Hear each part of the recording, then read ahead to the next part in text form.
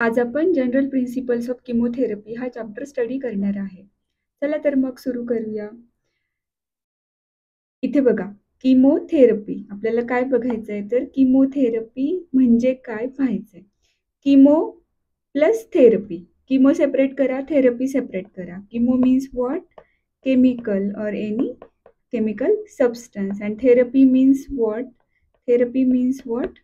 Treatment. Therapy means what? Treatment. मग केमिकलची treatment कधी आपल्याला घ्यायची गरज पडणार आहे किंवा आपण ट्रीटमेंट कधी घेतो? ज्या वेळेला आपल्यावरती काय येतात तर मायक्रो ऑर्गॅनिझम्स अटॅक करतात आणि आपली इम्युनिटी सिस्टीम लो करतात. त्यावेळेला आपण काय पडतो तर आजारी पडतो किंवा मायक्रो ऑर्गॅनिझम आपली इम्युनिटी लो करतात. मग ही जी केमिकल ट्रीटमेंट आहे ती ह्या मायक्रो ऑर्गॅनिझमला काय करते रे तर ब्रेकडाऊन करते. त्यांच्या सेल आहेत मायक्रो ऑर्गॅनिझमच्या, त्या ब्रेक करते आणि ब्रेक केल्यावरती आपण काय होतो तर क्युअर होतो किंवा ट्रीट होतो. त्या थेरपीला काय म्हणायचं तर किमोथेरपी म्हणायचं. आलं लक्षात? किमोथेरपी खूप सिंपल आहे. किमो आणि थेरपी. किमो म्हणजे काय तर केमिकल आणि थेरपी म्हणजे काय तर ट्रीटमेंट. थेरपी म्हणजे काय तर ट्रीटमेंट. मग कशी ट्रीटमेंट करायची तर केमिकल्स काय करतात रे तर एक मायक्रो ऑर्गॅनिझम आहे.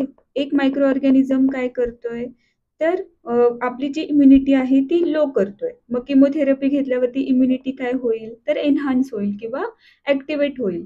मग असे केमिकल जे टॉक्झिक इफेक्ट दाखवतात, असे केमिकल जे टॉक्झिक इफेक्ट दाखवतात आणि जे मायक्रो ऑर्गॅनिझमच्या सेल्स आहेत किंवा सेल वॉल आहेत किंवा प्रोटीन्स आहेत त्यांना कम्प्लीट ब्रेकडाऊन करतात किंवा डिस्ट्रॉय करतात, त्या मेथडला आपण काय म्हणतो तर किमोथेरपी म्हणतो. मग ऑफिशियल डेफिनेशन काय तर the treatment of disease bye means of chemicals that have a specific toxic effect upon the disease producing microorganism or that selectively destroy the cancerous tissue. मग किमोथेरपी जनरली कधी use करतात तर कॅन्सरमध्ये. मग कॅन्सरमध्ये काय झालेलं असतं तर ॲबनॉर्मल सेल फॉर्म होतात. मग ॲबनॉर्मल सेल फॉर्म होतात आणि ट्यूमर जनरेशन होतं. मग ही जी किमोथेरपी आहे ती काय करते तर तो जो ट्यूमर फॉर्म झाला आहे त्याला स्पेसिफिकली काय करते तर बाइंड होते आणि त्याची ऍक्टिव्हिटी काय करते कम्प्लीट किल करते किंवा इनहिबिट करते. त्या मेथडला आपण काय म्हणतो तर किमोथेरपी म्हणतो. खूप छान टॉपिक आहे किमोथेरपी. आणि तुम्हाला जनरली 2 मार्क्सला किंवा मॅक्स कधी कधी प्रिन्सिपल विचारतात किमोथेरपीचं. In chemotherapy the important part is antibiotics. मग इथे पण बघा, अँटी म्हणजे आपल्याला माहिती आहे anti means what oppose and biotics means what तर लाईफ. मग हे जे अँटीबायोटिक्स आहेत ते काय करतात तर पर्सनची लाईफ किंवा पेशंटची लाईफ इम्प्रूव्ह करतात. मग अँटीबायोटिक्स ह्या कोणापासून फॉर्म केलेला आहे तर there are number of micro organisms are used to form the antibiotic. First antibiotic is penicillin. मग अँटीबायोटिक काय करतात तर फॉर एक्झाम्पल हा पर्सन आहे असं आपण इमॅजिन करू आणि हा जो आहे हा मायक्रो ऑर्गॅनिझम आहे. मग मायक्रो ऑर्गॅनिझम बॉडीमध्ये कसे एंटर करतात, फॉरेन पार्टिकल असेल, डस्ट पार्टिकल असेल, पोलन ग्रेन्स असतील, ते थ्रू नोज किंवा थ्रू इयर मधून पर्सनमध्ये येतात आणि पर्सनची इम्युनिटी काय करतात रे तर लो करतात. मग हे जे अँटीबायोटिक आहेत ते काय करतात तर या मायक्रो ऑर्गॅनिझमची ऍक्टिव्हिटी कम्प्लीट किल करतात किंवा सप्रेस करतात. त्याला आपण काय म्हणतो तर अँटीबायोटिक्स म्हणतो. किंवा मग सिंपल आपण जरी डॉक्टरकडे गेलो तर आपल्याला डॉक्टर व्हायरल इन्फेक्शन असेल किंवा बॅक्टेरियल इन्फेक्शन असेल तर डॉक्टर आपल्याला अँटीबायोटिक्स देतात आणि आपण लवकर बरे होतो. मग अँटीबायोटिक्स आपल्या बॉडीमध्ये जाऊन काय करतात तर मायक्रो ऑर्गॅनिझमची जी ऍक्टिव्हिटी झालेली आहे, ग्रोथ झालेली आहे, तिला कम्प्लीट किल करतात किंवा इनहिबिट करतात. This is the simple mechanism of antibiotic. मग in chemotherapy there is next form that is the antimicrobial. मग हे जे अँटीमायक्रोबियल्स आहेत ते कसे फॉर्म झालेत तर with the help of chemotherapeutic agent and the antibiotics are combine together and forms the antimicrobial. मग हे जे अँटीमायक्रोबियल एजंट्स आहेत किंवा अँटीमायक्रोबियल ड्रग्ज आहेत किंवा आपण जे आता पुढे सगळं डिटेलमध्ये पाहणार आहे अँटीबायोटिक्स. मग हे जे अँटीमायक्रोबियल्स आहेत ते नॅचरल ओरिजिन्स आहेत, सिंथेटिक ओरिजिन्स आहेत किंवा सेमी सिंथेटिक ओरिजिन्स आहेत आणि खूप कमी कॉन्सन्ट्रेशनमध्ये they kill or inhibit the growth of micro organism without damaging the host. म्हणजे बघा आता फॉर एक्झाम्पल हा पर्सन आहे असं आपण इमॅजिन करूया. ठीक आहे, हा पर्सन आहे आणि this is the human and this is the micro organism. मग जर तुम्ही अँटीमायक्रोबियल्स दिले किंवा अँटीबायोटिक दिले आणि हे हा मायक्रो ऑर्गॅनिझम्स आहे.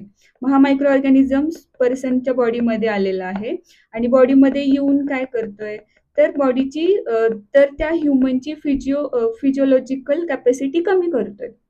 अँटीबायोटिक्स काय करतात तर हा जो मायक्रो ऑर्गॅनिझम आहे त्याला कम्प्लीट इनहिबिट करतात, किल करतात किंवा कम्प्लीट डिस्ट्रॉय करतात. इनहिबिट करतात मायक्रो ऑर्गॅनिझमची ऍक्टिव्हिटी किंवा कम्प्लीट डिस्ट्रॉय करतात मायक्रो ऑर्गॅनिझमला विदाउट अफेक्टिंग द होस्ट. म्हणजे त्या पर्सनला काहीही होत नाही, फक्त मायक्रो ऑर्गॅनिझम त्याच्या बॉडीमधला किल करणं, डिस्ट्रॉय करणं किंवा कम्प्लीट इलिमिनेट करण्याचं काम कोण करतं तर अँटी मायक्रोबियल्स करतात. According to chemical structure, according to mechanism of action, according to types of organism, according to spectrum of activity, according to types of action, sources of antibiotics are classified. मग types of action मध्ये दोन टर्मिनॉलॉजीज आहेत, bacteriostatic आणि बॅक्टेरियोसाइड. दोन टाइप्सचे antibiotics आहेत मार्केटमध्ये, bacteriostatic and bactericidal. This bacteriostatic and bactericidal question तुम्हाला इंटरव्ह्यूला वगैरे कधीतरी विचारला जाऊ शकतो. बॅक्टेरियोस्टॅटिक म्हणजे काय तर अशा अँटीबायोटिक ज्या मायक्रो ऑर्गॅनिझमची ग्रोथ काय करतात तर इनहिबिट करतात. आणि बॅक्टेरियोसाइडल म्हणजे काय तर अशा अँटीबायोटिक्स ज्या मायक्रो ऑर्गॅनिझमची ग्रोथ कम्प्लीट किल करतात त्याला आपण काय म्हणतो तर बॅक्टेरियोसिडल. किंवा सिंपल स्टॅटिक म्हणजे काय तर इनहिबिट द मायक्रो ऑर्गॅनिझम किंवा stop the activity of micro organism. आणि bactericidal means what completely kill the microorganism is known as bactericidal. And last one is the sources of antibiotic. हे आता each and every class आपण पुढच्या व्हिडिओमध्ये study करणार आहे. Sulphonamides असेल किंवा टेट्रासायक्लिन्स असतील, मग त्या कशा डिफाईन झालेल्या आहेत तर according to chemical structure, mechanism of action etcetera. Here we discuss the principles of antimicrobial therapy. मग फर्स्ट इज अ डायग्नोसिस. मग फॉर एक्झाम्पल आपण आजारी पडल्यावरती डॉक्टर आधी काय करतात तर डायग्नोसिस करतात, थ्रू एक्सरे असेल किंवा फॉर एक्झाम्पल थ्रू हिमोग्राम असेल. मग फाइंड आउट करण्याच्या प्रोसेसला आपण काय म्हणतो तर डायग्नोसिस म्हणतो. मग आता डिसीज डायग्नोस झालेला आहे, मग which drugs are suitable, selection of drug is also important parameter. Frequency and duration of drug administration, किती how much amount of drug is administered to particular patient. Continue therapy, test for cure and last one is the prophylactic chemotherapy. Thank you. जर तुम्हाला video आवडला असेल तर नक्की like, share आणि subscribe करा. Video short आहे कारण 2 मार्क्सला आहे आणि याच्या पुढे डिटेल आपण अँटीबायोटिक स्टडी करणार आहे. थँक्यू.